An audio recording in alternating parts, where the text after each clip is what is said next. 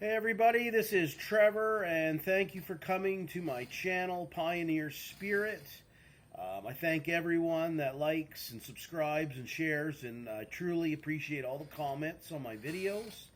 That being said, I have to again apologize. The last video I made, I'm not making enough videos for the month of February.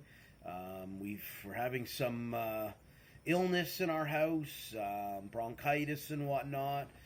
I'm not 100% right now, but I gotta make videos. I gotta get the word out. I get ideas in my head. Whatever's going on around the world, I need to talk about it, and I need to share my thoughts on what's going on. So please don't. I'm not giving up here. I haven't been putting out more than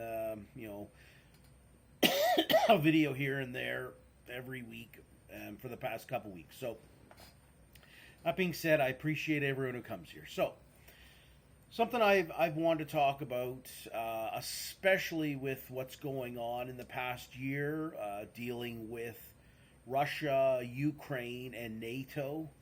And basically, if you don't know the countries that are in NATO, I would just pause this video right now and go Google search NATO. I mean, it's your countries, your North America, your UK, France, Germany, basically countries that weren't under the Soviet Union. And something I've thought about for 30 years, okay, because I'm 50 years old. I graduated high school in 1992, and this was a big, I lived under the Cold War, okay. I went to high school from back in my day, we went to high school for 5 years, from 1987 to 1992. So I clearly can remember the fall of the Berlin Wall. I can remember people like Ronald Reagan, Brian Mulroney, Margaret Thatcher. These are the real people on the point of the spear tip that were really just trying to end communism. And rightfully so. I don't support any politicians. So if I, talk maybe down of a politician or highly of a, look, I don't support any politicians. Okay, I am not a follower of I'm a follower of people, but politicians, I don't even put them in the class is really human. I don't know. They're a whole different breed of human, but. You have to be to want to be a politician, to crave to be a politician. You have to crave power, okay? And those kind of politicians that, I suppose like your Ron Pauls, who apparently didn't want power. I think it would have corrupted them anyways, because government is an institution that corrupts. So, a little bit of I digress there. Side note, maybe it's my my illness here, but or maybe it's just who I am. I want to talk about the fall of the Berlin Wall and what has transpired as I see it. Okay, so we're talking 30 plus years here. So again, I'll go back to, your Ronald Reagans, your Brian Mulroneys, your Margaret Thatchers. These kind of people wanted to end communism, okay? And rightfully so. I think communism, of all the isms there, it's definitely one of the worst. It's killed tens of millions, if not hundreds of millions of people in the past 100 plus years, 120 years. So to end it was a great thing. To end the fall of the Berlin Wall, very symbolic moment. Communism's done. Hey, we would like to embrace a new way of living where, because, people are like, I know people rail against capitalism, and I don't, because people are like, well, capitalism is a system where if you want to eat, you have to work, and communism is a system of where you work and you still starve. Okay, so there's the difference. I do believe a capitalist society is the way to go. It can be a charitable society. If someone has $1 billion and they wish to open up food banks and help people eat, they can do it. If they don't want to, that's fine too. You'll always have people who are affected by something. For example, a few months ago, I burned my hand to the point where I was off work for 4 months. I should have been off for longer, but had I been, a millionaire, billionaire, I might have, because the burn affected me so bad, I would have perhaps donated money or opened up some kind of burn unit to help people in that situation. So, under communism, you're not going to be doing that. At least capitalism gives you that sense of you can do that. Yes, both capitalist society and communist society, people can starve. But at least in a capitalist society, I can at least work to buy some food. In communism, the you can work and you can still starve. So I'll take the system of trying to put in some effort to make a few bucks.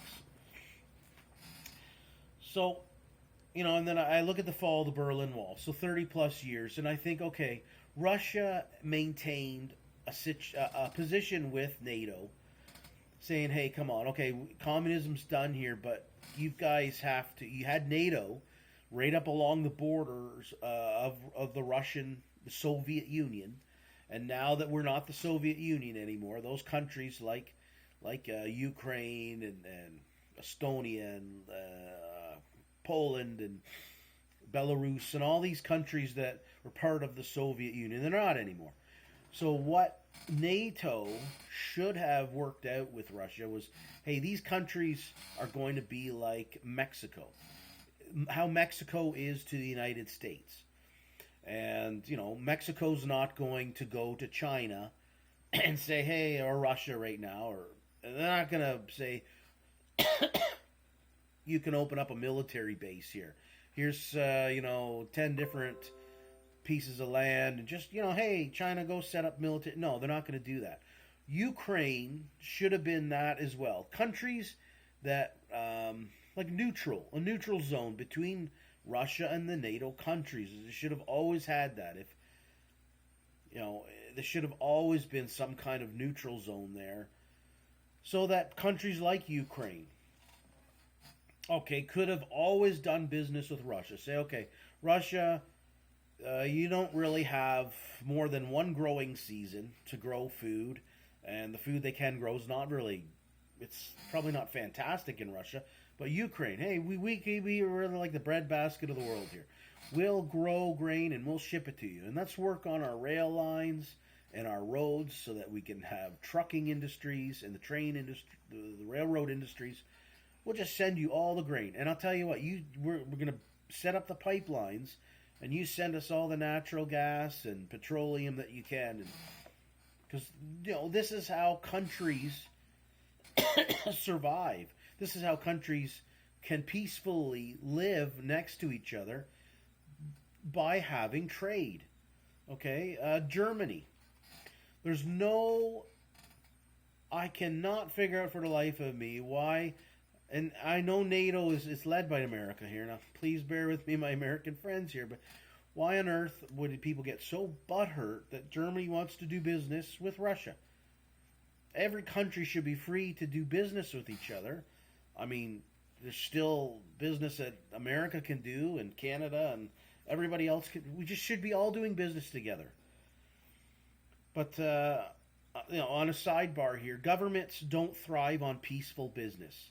Governments thrive on war. War is the state of the health for any government, any country. And when you're in peaceful times, what's the sense of almost even having a government when people can peacefully exchange their goods and services with one another? So again, so I use Ukraine. They can trade their agricultural business with Russia and their natural resource business. Germany could say, hey, Russia, let us set up some car dealerships in Russia, okay? We make the best cars in the world. You guys really don't. No offense, but you guys have a lot of natural gas and gas and whatnot. Send it to us. Let us do business with each other. We'll supply you guys with vehicles, cars. Just do business with each other, okay? Every person on this planet of the Earth should be free to choose to sell their goods and services, locally, regionally, nationally, globally. But we're not, of course. So here we are. I don't like that Russia has invaded Ukraine. Okay, there's so many nuances to this, and I don't have all the answers to it. Although I do, I love geopolitics. Something I've always been fascinated with. I follow it. I study it every day, and for years I love geopolitics. But I also don't like it in the sense that geopolitics, it always just boils down to schoolyard bullies. You know, you've got the bullies in the schoolyard fighting with each other for supremacy of the land, and people stand around sheepishly and just let this happen. And I don't want this to happen. That's why I think you're coming to my channel to learn some new things, to learn like voluntarism, voluntarily the voluntary exchange of goods and services. That should be, we have countries, so the countries should be free to change, exchange their goods and services. So, you know, Russia's, you know, like, I don't like that they invaded Ukraine, but you've got to understand, like, why. I mean, like, they feel, like, I would imagine if I'm a Russian, I'd be like, hey, okay, we ended communism. Fine. Communism sucks, but it's been 30 plus years and nobody wants to play with us. We decided we're not going to be a bully in the schoolyard anymore. The United States and NATO and all the NATO countries are like, hey, we don't want to be a bully anymore. You know, but nobody seems to ever want to do business with Russia. And I do not defend Russia in the sense that that what they're doing, what their politicians are doing. But it's almost like the fall of the Berlin Wall happened, and NATO countries are like, oh, geez, we don't have a plan now to help Russia. Like, what do you mean? You wanted to end communism for, you know, since the end of World War II, and you allowed communism to flourish for those many years, and then you decide, you know, we're gonna take it down. You know, NATO countries, we got to get rid of communism. Russia ends their communism, and nobody wants to play with them. So this is what you get.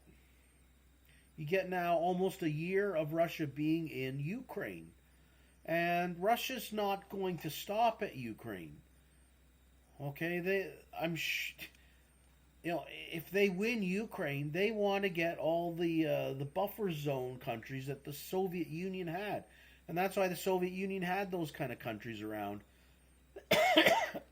Kazakhstan, and just look around Russia. Look at Russia today, the map, and look at the Soviet Union map, and they had all those countries that were buffered around because NATO had their military bases right up there. So once the Soviet Union collapsed, we should have had those countries like Ukraine as a neutral zone country, but they should have been free to do business with America, Canada, Russia. Every country should be free to do business with each other. So, you know, this is my take on the fall of the Berlin Wall. It's just been a disaster because nobody wants to do business with Russia, it seems. And people that try to do business with Russia in exchange for their natural resources like natural gas, those deals get ended.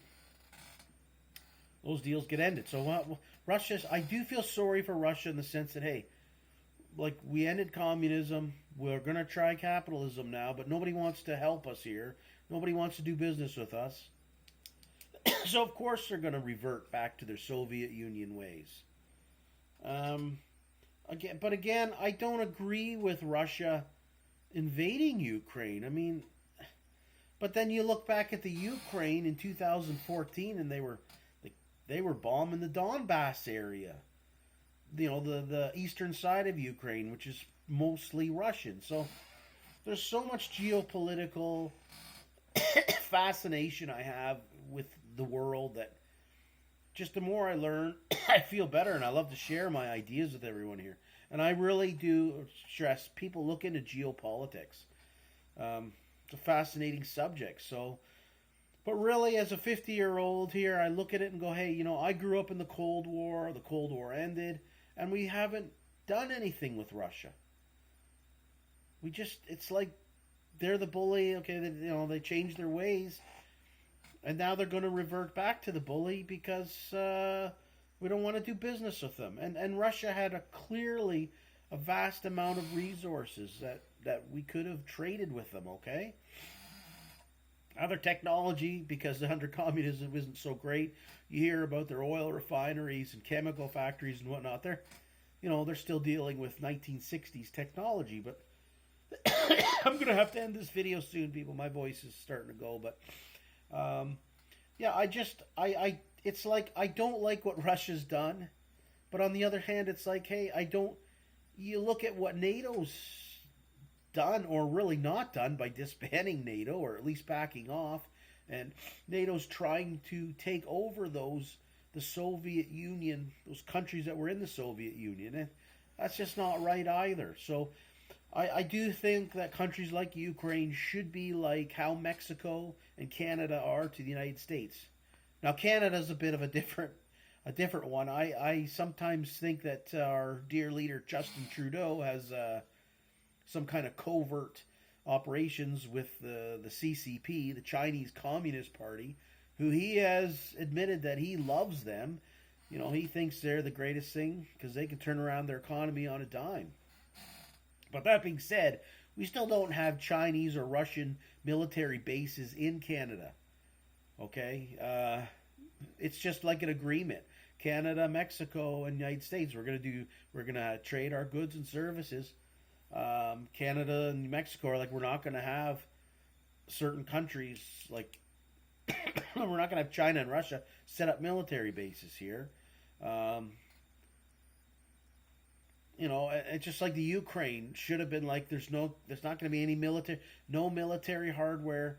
Like, they should be free to choose if they want to buy military hardware from Russia or Germany or United States or UK, because every country wants to be, their people should be armed. But I just, so that's where I'm at with this. Since the fall of the Berlin Wall, I really just don't see how NATO countries have been trying to help Russia into the age of peaceful exchange of goods and services. I just haven't seen it happen. For the amount of years that I've been paying attention to geopolitics, it just hasn't happened. So this is why we're in the mess we're in right now as of February 2023. So that being said, listen, everybody, I'm going to try to continue to put out the videos, but fighting some, cold and flu season here. So listen, I hope everybody's doing well, and stay free.